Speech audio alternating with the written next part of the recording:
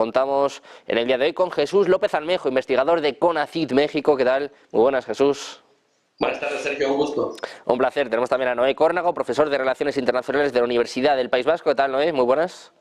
Muy buenas tardes. Un placer. Y contamos también con Pedro Moriño, founder y CEO de Iberoatlantic Global Corporation y cónsul honorario de la Federación de Rusia. ¿Qué tal? Muy buenas, Pedro. Muy buenas. Muy buenas tardes, Sergio. Un placer, como siempre.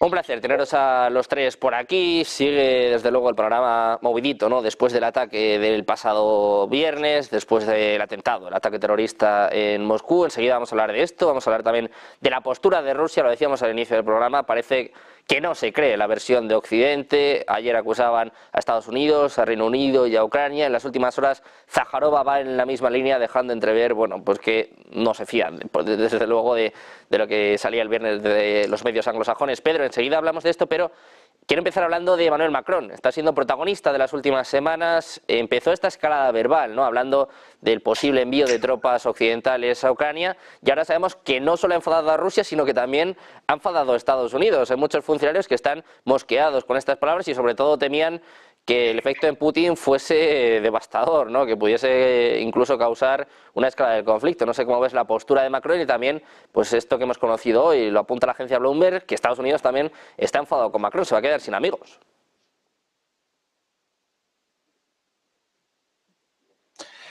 Efectivamente, parece que Francia y especialmente el presidente Emmanuel Macron, con estos bandazos que está dando en el tema de Ucrania, pasando algunos días de paloma a halcón y de halcón a paloma, continuamente pues está dejando descolocados no solo internamente a los ciudadanos franceses, sino en el conjunto de todos sus aliados occidentales. Pero bueno, digamos que ya lo habíamos comentado varias veces, que este posicionamiento de Macron y de los franceses en este momento responde a una serie de situaciones tanto internas como externas. Por un lado, internamente la proximidad a las elecciones europeas, donde los vaticinios y los sondeos electorales no son muy optimistas de cara al presidente Macron y a su movimiento político, sino todo lo contrario. Por primera vez lidera las elecciones en las tendencias y los sondeos en unas elecciones de carácter nacional, tanto presidenciales como en este caso europeos. Por primera vez las fuerzas de la derecha patriótica o también llamada ultraderecha en Francia. Por lo tanto, también este discurso más duro, más belicista por parte de Macron probablemente es para intentar arrastrar a votantes que añoran la gran de la Francia, añoran pues el papel preponderante en la política nacional de Francia. Segundo lugar, también obviamente hay que decir que el presidente Macron desde el inicio de su mandato, al principio también fue crítico con la propia OTAN y hablaba de la soberanía estratégica europea, es decir, de tener autonomía, sobre todo en materia de defensa y de seguridad. Por lo tanto, como en la actualidad Francia sigue siendo el ejército europeo más importante, una vez que los británicos, que tampoco es que estén para echar cohetes, pero bueno, efectivamente desde el punto de vista militar eran uno de los grandes socios europeos de la OTAN. En este momento los británicos ya no son miembros de la Unión Europea, por lo tanto Francia es el único ejército con ciertas capacidades, además de las capacidades nucleares. Y por lo tanto creo que también él, en ese intento de liderazgo, intenta llevar la voz predominante por parte de los europeos en relación a todo lo que está aconteciendo en Ucrania. Pero claro, están también los norteamericanos que no les ha cogido este tema fuera de juego, porque creen que en la práctica ya se sabe que en Ucrania está habiendo contingentes de tropas occidentales de manera encubierta, no de manera explícita, como quiere en este caso Emmanuel Macron, y por lo tanto también dejan en una mala posición. Es decir, evidenciar que hay ya tropas sobre el terreno no es algo que sea del agrado de los norteamericanos. Y ya por último, por dar unas pinceladas sobre esta posición, también dura contra Rusia, es que yo creo que lo que más le está haciendo pupa a los franceses es todo el problema que están teniendo en su patio de atrás, que es África, el África francófona. Uno tras otro, todos los países del África francófona, desde hace ya algunos años y mucho más en los últimos meses, que estaban completamente dominados por Francia, económica, militar, políticamente, uno tras otro le van dando las espaldas. Y aquí, indudablemente, intervienen la presencia de dos actores muy importantes en esa zona, que es, por un lado, China, con su peso económico y comercial en África, y por otra parte Rusia, con su peso político y sobre todo con su peso en materia de seguridad. Y por tanto, en países como Burkina Faso, Níger, Mali, ya los franceses están en franca retirada por los gobiernos que hay en la actualidad que están dándole la espalda, y digamos que en esta situación, este mismo fin de semana, han tenido lugar elecciones en Senegal, donde el presidente electo lo primero que ha dicho es que quiere retirar el franco CFA de Senegal y quiere también retirar la cooperación estratégica que tenía Senegal con Francia. Todo esto, digamos, es lo que le duele de verdad a los franceses, y yo creo que también interviene decididamente en esta posición cada vez más dura y más beligerante del presidente Macron con los rusos. Noé, quiero preguntarte también por esta cuestión. ¿Cómo ves la postura de Emmanuel Macron? Como bien está explicando Pedro, ¿no? El hecho de que esté de alguna forma intentando erigirse como el líder europeo, aprovechando también la debilidad de Scholz, la debilidad de Alemania, de su economía. Y como decía antes, ya no solo enfadando a Rusia con sus declaraciones, que más o menos es algo lógico, algo evidente, sino también enfadando a Estados Unidos. Decía Bloomberg que claro, que hay tropas encubiertas de la OTAN en Ucrania y que ahora pues quizás su seguridad pueda estar amenazada por estas palabras de Emmanuel Macron. Bueno, debo decir que coincido en gran medida con el señor Pedro Morillo en las apreciaciones que ha realizado. Oigo un eco, por cierto, una resonancia, no sé si es eco-resonancia, pero no sé si puede ser problema mío o lo pueden controlar desde allí. Entonces decía que coincido a grandes rasgos con lo que ha señalado el señor Morillo. Coincido, yo diría que prácticamente en todo. Quizás pondría algún énfasis diferente, ¿no?, en el contexto de los énfasis, ¿no?, que podemos poner. Él se ha referido al elemento electoral, que no cabe duda que está presente.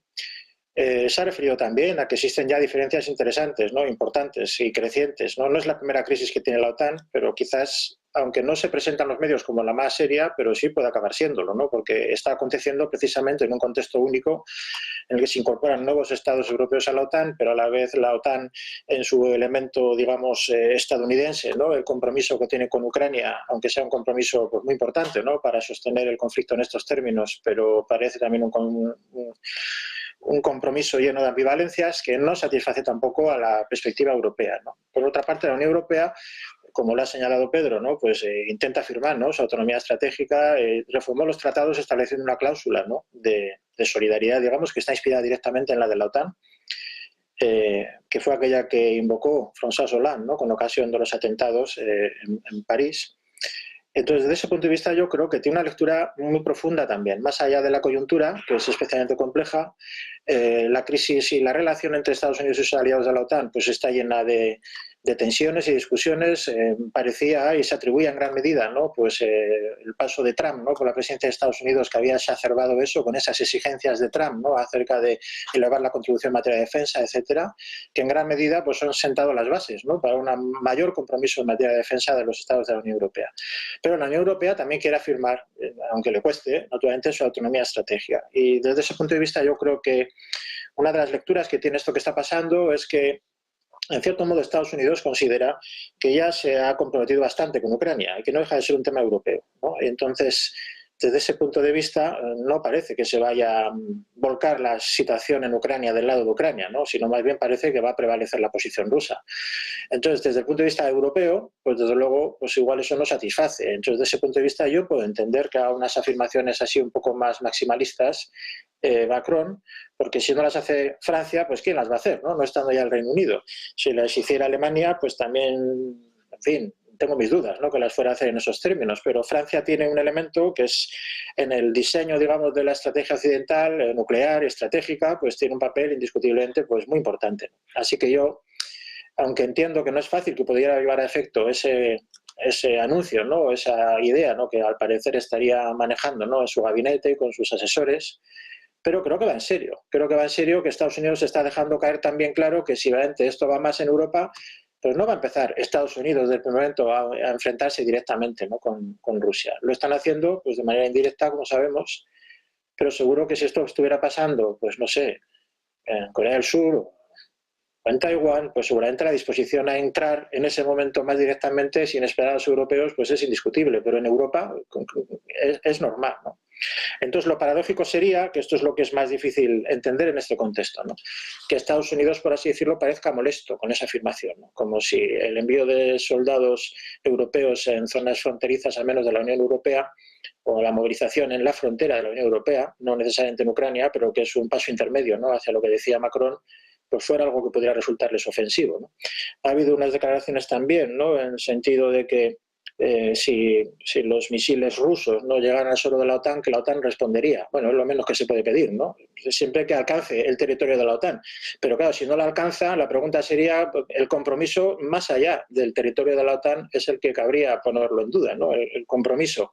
Si ya se empieza a poner dudas, ¿no?, del compromiso de la OTAN en el caso de que los misiles rusos llegaran a la OTAN, pues entonces creo que estamos enfocando mal la cuestión. Entonces creo que se trata de un contexto muy, muy, muy serio.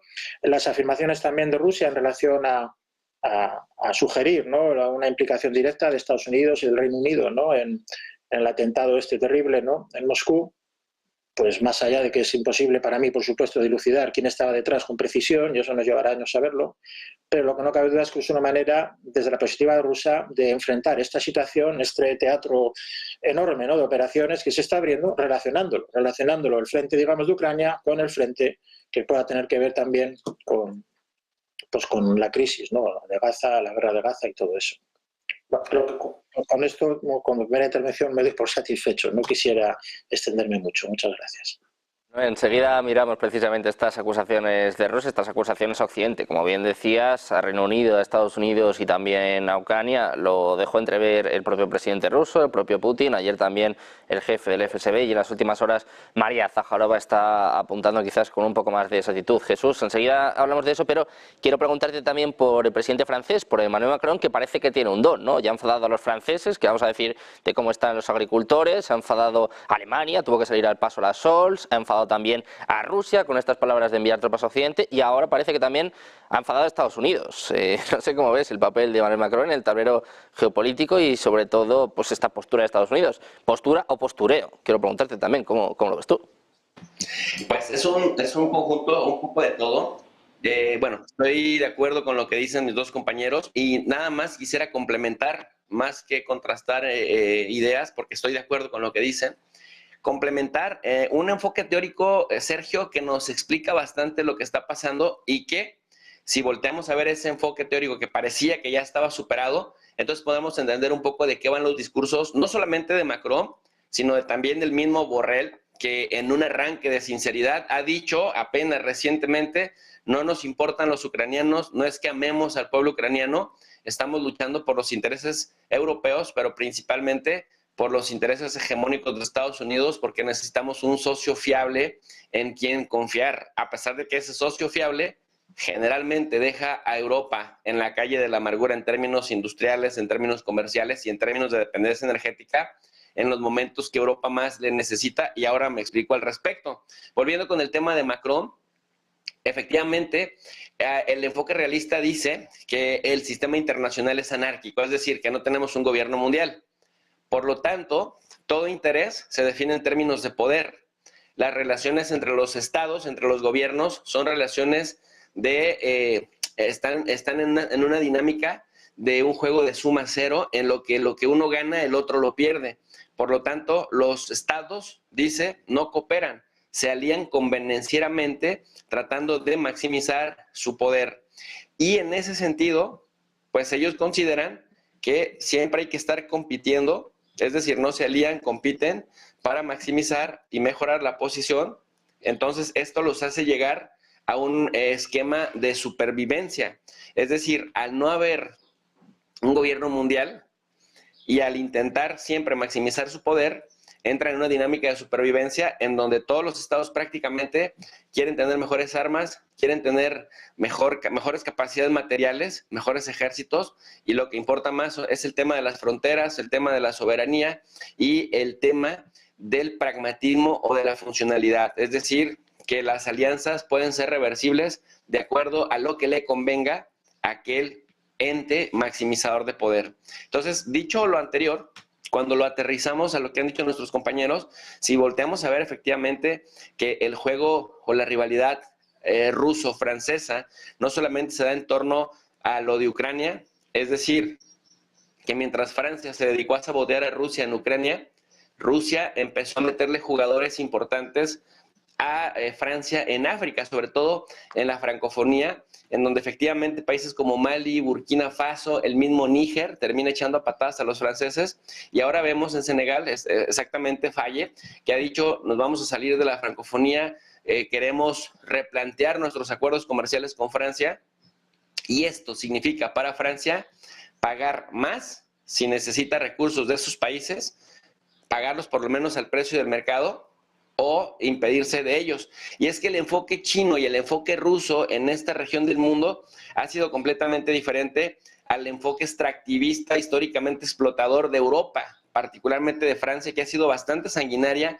en esta zona de influencia, que ellos le trataban de llamar influencia natural, pero esa influencia natural pues se ha llevado a cabo a través de genocidios y a través de abuso sistemático y constante, permanente en África. Entonces, cuando de pronto los africanos empiezan a ver que los chinos llegan con la diplomacia de la cartera, que les invierten un montón de dinero en infraestructura que ya se va a quedar para enriquecer a esos países, y que las relaciones van a ser de ganar-ganar, cuando históricamente te dicen que Putin es un dictador, que Putin es un autócrata, que desaparece a los enemigos políticos, y de pronto llega Putin diciendo, pues se le vamos a perdonar la deuda externa a los países más vulnerables de África y les vamos a regalar miles de toneladas de granos. Me parece que les cambia la jugada completamente a los antiguos liderazgos europeos, que mucho tiempo pues han mantenido su poderío gracias a estos procesos extractivistas y de explotación y de saqueo de los recursos y de la materia prima africana. Por lo tanto, los nuevos liderazgos africanos, también siendo pragmáticos e intentando manejar y mejorar sus posiciones, dicen, bueno, pues ahora sí que los liderazgos europeos no están en sus mejores momentos, y si ya tenemos un par de jugadores que retan el orden hegemónico del occidente colectivo, pues observamos hacia ese lado. Y en el lado de Estados Unidos, que efectivamente Bloomberg publica que Macron quiere dirigir la política exterior de Europa, pero que no todos están de acuerdo, tiene sentido, porque mira, Sergio, desde el año 2014 y desde poquito antes, con mucha fuerza Estados Unidos ha estado gritando a los cuatro vientos, tenemos petróleo en abundancia, tenemos esta técnica de contaminación, pero también de extracción del gas natural, el fracking, tenemos excedentes. Por muchos sus excedentes pues superan la demanda interna de Estados Unidos y la demanda regional en el continente americano, en donde, por ejemplo, México también es potencia petrolera y gasera. Y si bajamos más a Sudamérica, Colombia y también Ecuador, y bueno, pues ya no digamos de Venezuela, son potencias que le compiten a Estados Unidos en la región en materia de energéticos.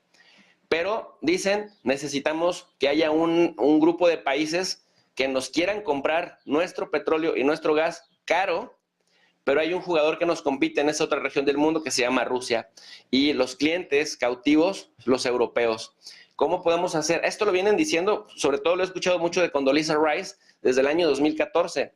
Tenemos que eliminar a ese jugador, sacarlo a patadas del mercado europeo para hacer que los europeos nos compren más caro, y cada que nosotros decidamos subirles los precios de manera consistente, nuestro gas y nuestro petróleo, aunque no tiene la capacidad de Estados Unidos ni la infraestructura para satisfacer la demanda de Europa. Bueno, desde Obama, Donald Trump, y ahora por fin parece que Biden lo consiguió, han estado presionando a los principales liderazgos de Europa, desde François Hollande, Angela Merkel, los anteriores mandatarios de Francia, y los han estado presionando justamente para que empezaran este proceso de desconexión de Rusia, cuando tenían una relación ventajosa con ellos en Europa, porque tenían, decíamos, hidrocarburos buenos, bonitos, baratos a tiempo.